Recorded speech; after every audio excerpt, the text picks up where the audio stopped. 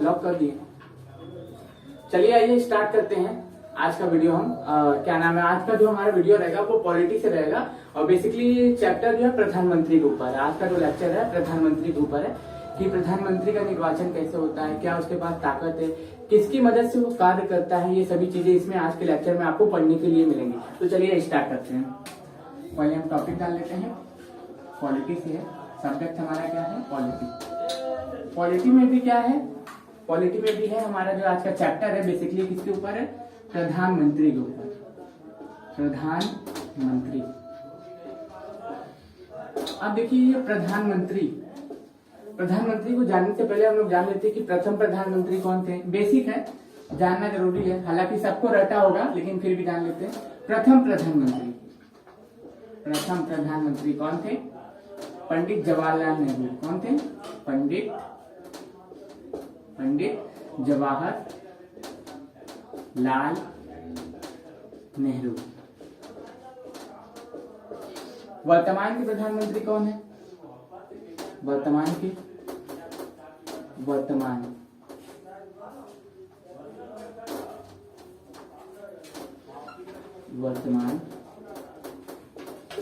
के प्रधानमंत्री कौन है, श्री नरेंद्र मोदी। इनको भी श्री लगा सकते थे लेकिन लगाना भूल गए। तो कौन प्रथम प्रधानमंत्री कौन थे, पंडित जवाहरलाल नेहरू। वर्तमान के प्रधानमंत्री कौन है, श्री नरेंद्र मोदी। कौन है, नरेंद्र मोदी। अगर पूरा नाम तो पूछे ना, नरेंद्र दामोदर दास मोदी आप बोल सकते हैं, ठीक। और देखिए जो प्रधानमंत्री के बारे में मैं आपको बता रहा हूँ तो यहाँ पे देखिए कहीं कहीं पे होता है ना, कोई देश होता है जहाँ पे राष्ट्रपति के पास ज्यादा ताकत होती है, कोई देश होता है जहाँ पे प्रधानमंत्री के पास ज्यादा ताकत होती है। तो हम लोगों का भारत क्या है, एक संघीय राष्ट्र है, मतलब कई राज्यों को मिला के भारत एक संघ है। तो इसके पास इसमें वास्तविक जो सत्ता है, वास्तविक कार्यपालिका की जो ताकत है वो किसके पास है, प्रधानमंत्री के पास है।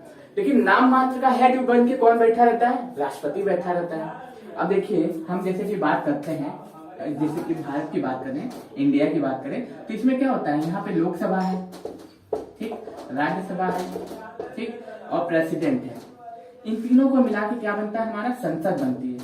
क्या बनती है, संसद बनती है। लोकसभा, राज्यसभा और प्रेसिडेंट तीनों को मिला के हमारा क्या बनता है, पार्लियामेंट बनता है। पार्लियामेंट यानी कि संसद बनती है। क्या बनती है, संसद बनती है। अब लोकसभा में वर्तमान में अगर हम लोग जाने, वर्तमान में थोड़ा सा हम मुआयना भी कर लेते हैं कि लोकसभा में जो होते हैं सांसद चुने जाते हैं, सांसद चुने जाते हैं। इस समय वर्तमान में 543 सांसद है हमारे पास। कितने हैं, 543 सांसद है। राज्यसभा के सदस्य भी, राज्यसभा की सीटें कितनी हैं, लोकसभा की सीटें हैं 543, ठीक। एक 2 आंग्ल इंडियन चुने जाते थे, उनको समाप्त कर दिया गया है।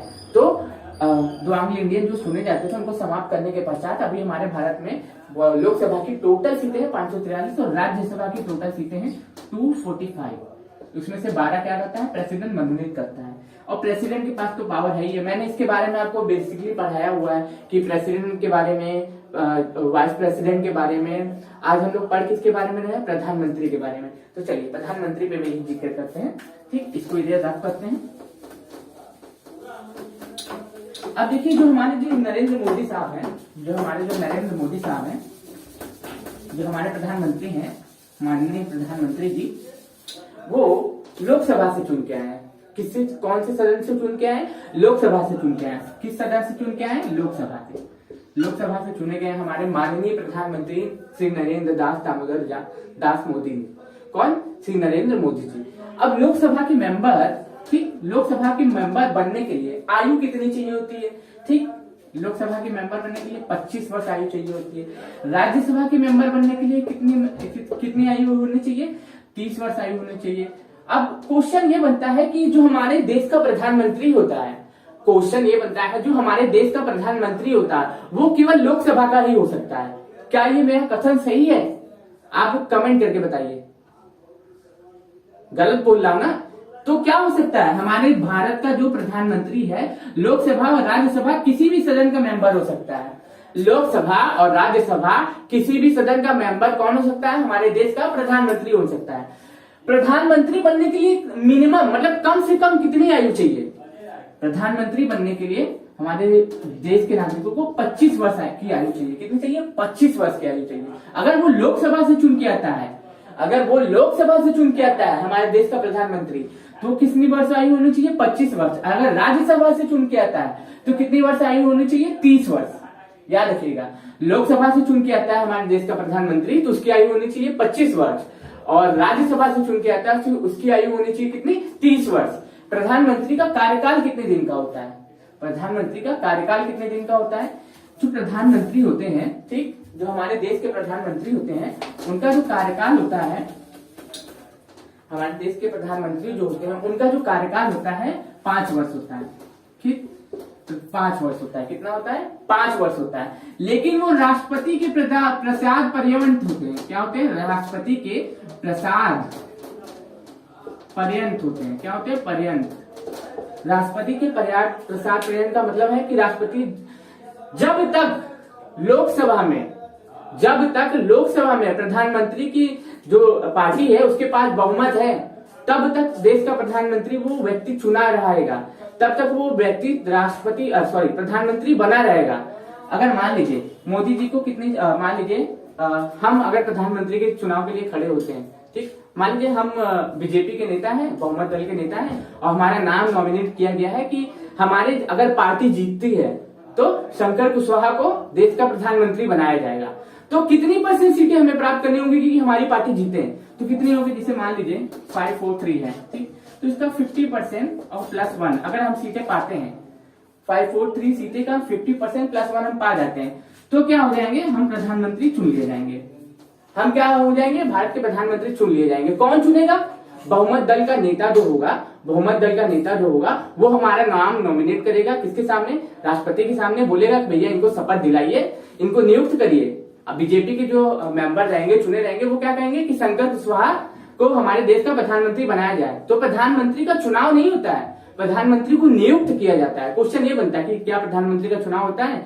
दूसरा क्वेश्चन दे देगा प्रधानमंत्री राष्ट्रपति के द्वारा नियुक्त किया जाता है। तीसरा दे देगा कि पहला सही है दूसरा गलत है। दूसरा दे देगा दूसरा सही है पहला गलत है। तो आप क्या बोलेंगे कि प्रधानमंत्री का कोई चुनाव नहीं होता है, सांसदों का चुनाव होता है। किसका चुनाव होता है? सांसदों का चुनाव होता है, और प्रधानमंत्री को नियुक्त किया जाता है। कौन करता है भैया नियुक्त? राष्ट्रपति करते हैं। कितने साल के लिए करते हैं? 5 साल के लिए। लेकिन हम यहाँ क्यों लिख दिए कि राष्ट्रपति के प्रसाद पर्यंत है? मान लीजिए हमें 300 सीटें मिली, हम तो भैया जीत गए, 300 सीटें मिली, हम जीत गए, हम प्रधानमंत्री बन गए। लेकिन हुआ क्या कि कुछ दिनों बाद हमारे जो 100 सांसद है हमें छोड़ के भाग गए। 100 सांसद हमारे छोड़ के हमें भाग गए, ठीक, या तो वो रिटायरमेंट ले लिए, ठीक। तो क्या हो जाएगा? हमारे पास 200 सीटें हैं, तो मेरी तो सरकार गिर गई ना, तो हम तो प्रधानमंत्री पद पर रहेंगे नहीं। फिर राष्ट्रपति क्या करेगा उस समय? राष्ट्रपति क्या करेगा? जिस पार्टी के पास ज्यादा सीटें होंगी, राष्ट्रपति क्या करेगा उनको? राष्ट्रपति क्या करेगा कि आपको 15 दिन 20 दिन हर महीना भर जितने भी दिन का मोहलत देते हैं, आप अपनी बहुमत साबित करिए, अन्यथा यह क्या होगा? फिर से चुनाव होगा। कब होगा चुनाव? 6 महीने के अंदर अगर होना होगा तो हो जाएगा, नहीं तो राष्ट्रपति क्या करेगा? 6 महीने के अंदर इनको समय देगा। मान लीजिए 1 महीने का समय दे दिया कि आप बहुमत साबित करिए, अन्यथा क्या होगा? फिर से चुनाव होगा। नहीं बहुमत साबित कर पाए तो क्या होगा? चुनाव होगा, और फिर दोबारा से चुनाव के द्वारा चुने जाएंगे हमारे देश के प्रधानमंत्री, चाहे जो भी बने, ठीक। तो कितनी बातें आपको पता चली कि सबसे पहली बात, हमारे देश का जो प्रधानमंत्री होता है, लोकसभा राज्यसभा कहीं का भी मेंबर हो सकता है। प्रधानमंत्री बनने के लिए मिनिमम आयु कितनी चाहिए? 25 वर्ष चाहिए। प्रधानमंत्री को कौन नियुक्त करता है? राष्ट्रपति नियुक्त करता है। प्रधानमंत्री का कार्यकाल कितने दिन का होता है? 5 साल के लिए होता है, लेकिन राष्ट्रपति के प्रसाद पर्यंत होता है। मतलब राष्ट्रपति के प्रसाद पर्यंत का कि जब तक हमारी पार्टी के पास बहुमत है तब तक हम प्रधानमंत्री बने रहेंगे। बहुमत गई, प्रधानमंत्री की भी छुट्टी, उनको भी अपने पद को त्यागना पड़ेगा। अब देखिए, मैंने एक बात आपको बताई कि राष्ट्रपति जो है लोकसभा और राज्यसभा कहीं का भी मेंबर हो सकता है। राष्ट्रपति जो है प्रधानमंत्री जो लोकसभा और राज्यसभा कहीं का भी मेंबर हो सकता है, लेकिन वो अगर लोकसभा का मान लीजिए वो लोकसभा का भी मेंबर नहीं है, राज्यसभा का भी मेंबर नहीं है, ठीक, लोकसभा का भी मेंबर नहीं है, राज्यसभा का भी मेंबर नहीं है, लेकिन वो व्यक्ति कोई ऐसा व्यक्ति है जो बहुत ज्यादा माननीय हो, बहुत ज्यादा नॉलेज हो, जिसके पास बहुत ज्यादा जानकारी हो, उसको हमारे राष्ट्रपति साहब क्या करते हैं? प्रधानमंत्री की शपथ दिला देते हैं। एक क्वेश्चन ये बन गया कि राष्ट्रपति साहब किसको शपथ दिलाते हैं? प्रधानमंत्री को। प्रधानमंत्री को शपथ कौन दिलाता है? राष्ट्रपति साहब दिलाते हैं। अब मान लीजिए लोकसभा के भी हम मेंबर नहीं है, राज्यसभा के भी मेंबर नहीं है, फिर भी हमें प्रधानमंत्री बना दिया जाता है, तो हमें 6 माह के अंदर या तो लोकसभा की या तो राज्यसभा की सदस्यता लेनी पड़ेगी, या तो लोकसभा की या तो राज्यसभा की सदस्यता लेनी पड़ेगी, अन्यथा हमें हमारे पद को त्यागना पड़ेगा। तो इससे क्या पता चलता है, चाहे लोकसभा का मेंबर हो ना हो, राज्यसभा का मेंबर हो ना हो, भारत क्या नाम हो, उसको प्रधानमंत्री नियुक्त किया जा सकता है, प्रधानमंत्री अपॉइंट किया जा सकता है। लेकिन कितने दिन के लिए? 6 महीने के लिए। अगर वो लोकसभा और राज्यसभा में से कहीं एक जगह की क्या देगा, अगर सदस्यता नहीं ले पाया तो उसको अपने पद को क्या करना पड़ेगा, उसी वक्त त्यागना पड़ेगा, 6 महीने का अगर भीतर नहीं लेता है तो। इतनी चीजें आपको प्रधानमंत्री के बारे में पता चली। अब देखिए कुछ उनके कार्यकाल, उनके कुछ कार्य भी देख लेते हैं। अब देखिए राष्ट्रपति के पास देखिए कुछ शक्तियां होती है। 74 याद रखिएगा, आर्टिकल नंबर 74।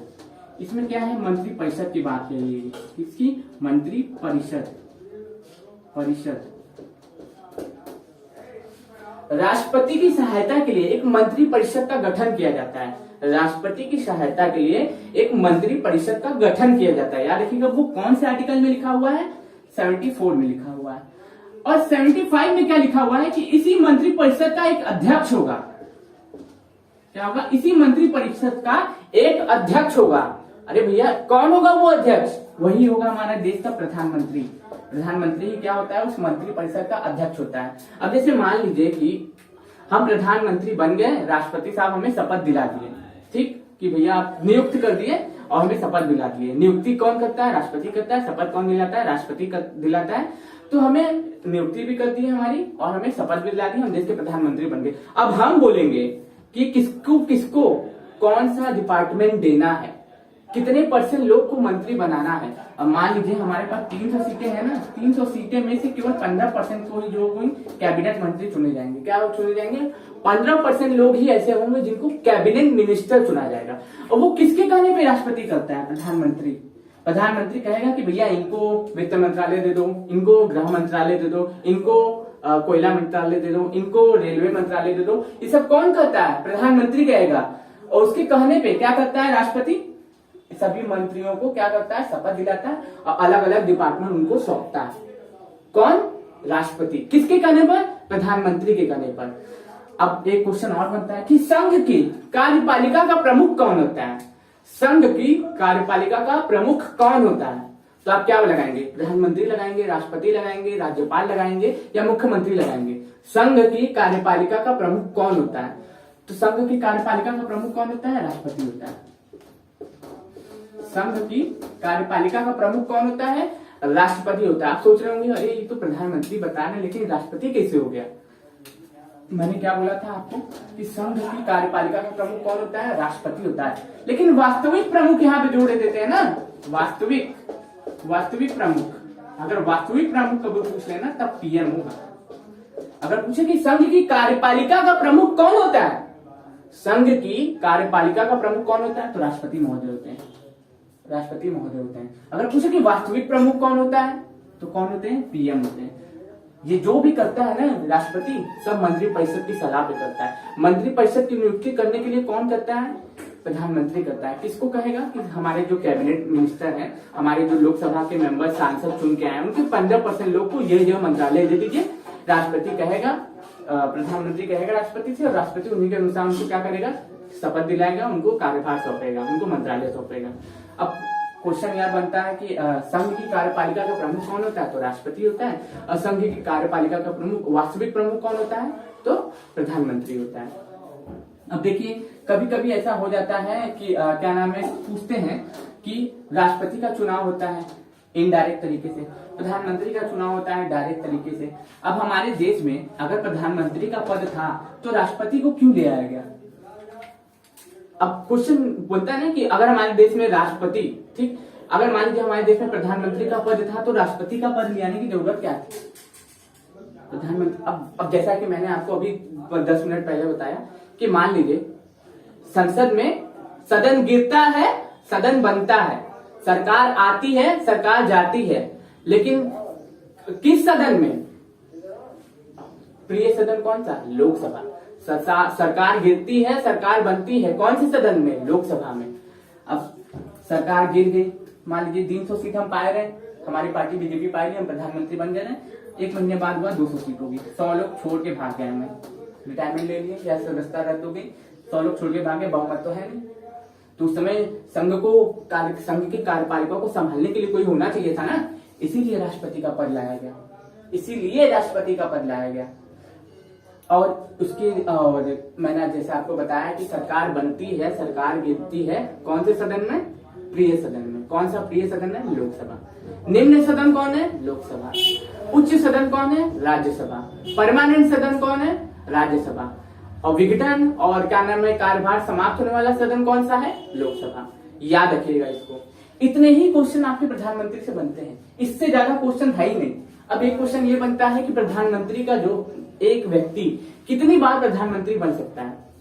तो नो लिमिट है। क्या है? No limit. नो लिमिट कितनी बार भी बन सकता है। अरे मरते रहो, गिरते रहो, पढ़ते रहो। अगर तुम्हारी पार्टी के पास बहुमत है, अगर पार्टी के लोग तुम्हें बोलते हैं कि भैया तुम ही कार्यभार संभालो, तुम ही पद संभालो, तो कितनी बार भी तुम देश के प्रधानमंत्री बन सकते हो। ये नहीं है कि तुम केवल 2 बार बन सकते हो, 3 बार बन सकते हो। जैसे किसी अलग अलग देश का अलग अलग कानून है। हम लोग क्या है? हम लोग का जो है देश लोकतांत्रिक देश है। क्या है? लोकतांत्रिक देश है। लोकतांत्रिक देश है। लोकतंत्र की बात करते हैं हम लोग ना। क्या करते हैं? हमारे जो नेता है, हमारे जो प्रधानमंत्री है, इनडायरेक्ट तरीके से चुना जाता है। प्रधानमंत्री क्या होता है? इनडायरेक्ट तरीके से चुना जाता है। अपॉइंट होता है कौन करता है? राष्ट्रपति करता है। लेकिन हमारे जो सांसद होते हैं वो क्या होते हैं? डायरेक्ट तरीके से चुने जाता है। हम लोग जाके वोट करते हैं ना सांसद को। मोदी जी बनारस से चुनाव लड़े थे तो हम लोग जाके वोट किए थे, तो हम लोग क्या चुने थे? सांसद को चुने थे, प्रधानमंत्री को नहीं चुने थे। याद रखिएगा। बस इतनी ही बातें आपसे क्वेश्चन में बनेंगी। अगर आप इस लेक्चर को ईमानदारी से देखते हैं तो आपका एक भी क्वेश्चन प्रधानमंत्री से मिस होने वाला नहीं है। याद रखिएगा आपको।